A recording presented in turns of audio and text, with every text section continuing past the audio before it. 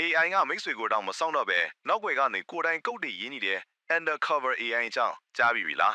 Anthropic ရဲ့လက်ဝဲချေကြီးပေါက်ကြားသွားပြီဒါအပြင် Microsoft ကိုပိုင်းလက်ကသူ့ရဲ့အကြံပြုချက်တွေကို entertainment purposes အဖြစ်ပဲသုံးဖို့တရားဝင်ကြီးညာလိုက်ပြီဆိုရင်ရောယုံနိုင်ပါမလား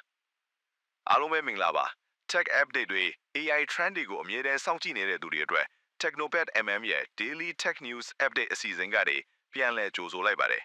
Workflow တွေကိုအပြောင်းလဲဖြစ်စေမဲ့ AI agent အသစ်တွေကနေ EV လောကကိုတော်လှန်မဲ့ Solid State Battery အထိ2026ခုနှစ် April 9ရက်ဒီနေ့ဗီဒီယိုမှာ complex ဖြစ်တဲ့နည်းပညာတွေကိုအလွယ်ကူဆုံးဖြစ်အောင်တင်ဆက်ပေးသွားပါမယ်ပထမဆုံးအနေနဲ့ AI တွေကလူက prompt ပေးတာကိုထိုင်ဆောင်နေရတဲ့ခေတ်ကုန်သွားပါပြီ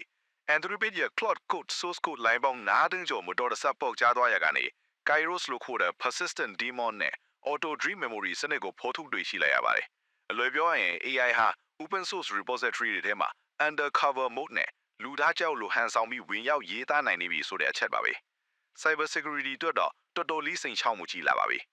တပြိုင်နက်တည်းမှာပဲ Nvidia ကလည်း business tasks တွေကိုအလိုအလျောက်စီမံခန့်ခွဲမဲ့ active AI cloud box တွေကိုစတင်မိတ်ဆက်လိုက်ပါပြီ AI တွေဟာ autonomous agent တွေအနေနဲ့ကိုယ့်ဘာသာစဉ်းစားပြီး enterprise level မှာအလုပ်လုပ်တော့မှာပါ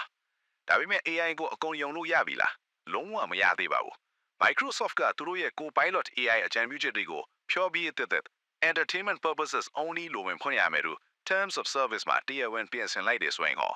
ယုံနိုင်ပါမလား AI hallucination တွေကြောင့်ဖြစ်လာမဲ့ legal risk တွေနဲ့ liability တွေကိုရှောင်လွှဲဖို့ပါအခုဆို EU ရဲ့ AI Act ကလည်းအပြည့်အစုံတက်ဝယ်လာပြီဖြစ်လို့ Tech Giant တွေရဲ့ data privacy နဲ့ responsible AI အပိုင်းဟာအရေးကြီးဆုံး compliance challenge တစ်ခုဖြစ်လာပါပြီ hardware နဲ့ space gap ပဲကိုကြည့်အောင် sensor နဲ့ကြီးခွဲမိုးထားတဲ့ Wintel market ကိုဖြူချဖို့ Google နဲ့ MediaTek တို့ပူးပေါင်းပြီး ARM-based AI Android PC တွေကိုစတင်ဖန်တီးနေပါပြီ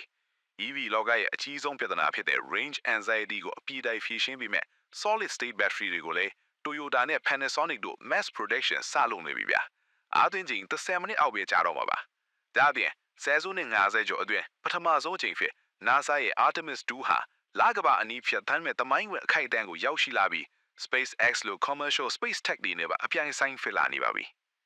မိတ်ဆွေဟာ developer တယောက် content creator တယောက်ဒါမှမဟုတ် tech enthusiast တယောက်ဆိုရင်အခုချိန်က AI tools တွေကိုတာမန် chatbot အနေနဲ့သုံးနေုံနဲ့မလုံလောက်တော့ပါဘူးကိုယ့်ရဲ့နေ့စဉ် workflow ထဲမှာ AI ကို proactive assistant ဖြစ်ဘယ်လိုပေါင်းစပ်မလဲဆိုတာစဉ်းစားရတော့မယ့်အချိန်ရောက်နေပါပြီဒါပေမဲ့ Microsoft ရဲ့တတိပေးချက်လိုပဲကိုယ့်ရဲ့ content ကိုယ့်ရဲ့ code နဲ့အရေးကြီးတဲ့ဆုံးဖြတ်ချက်တိုင်းမှာလူသားရဲ့ကြီးစုမှုဟာအငြင်းတန်းလိုအပ်နေအောင်ပါ AI ကဖန်တီးပေးမယ်မိတ်ဆွေကဆုံးဖြတ်ချက်ချပေးရပါမယ်ဒီတော့ Anthropic ရဲ့ undercover AI အကြောင်းကိုဘယ်လိုထင်လဲလူသားတွေနဲ့ရောမြည့်ပြီးကုတ်တီရေးနေဆက်ဆိုတဲ့အပေါ်မိတ်ဆွေရဲ့အမြင်ကို comment မှာဝင်ရောက်ဆွေးနွေးပေးတော့ဒီလိုနောက်ဆုံး tech trend တွေ AI update တွေနဲ့ algorithm ကိုအမြဲတမ်းချီတလန်းဦးနေခြင်းနဲ့ဆိုရင်တော့ဒီဗီဒီယိုလေးကို like လုပ်ပြီး subscribe လုပ်ထားဖို့မမေ့နဲ့နော်ကြည့်ရှုပေးတဲ့အတွက်ကျေးဇူးတင်ပါတယ်ကောင်းမွန်တဲ့နေ့ရက်တွေအမြင်ဆုံးပိုင်ဆိုင်နိုင်ကြပါစေခင်ဗျာနောက်ဗီဒီယိုမှာပြန်တွေ့ကြပါမယ်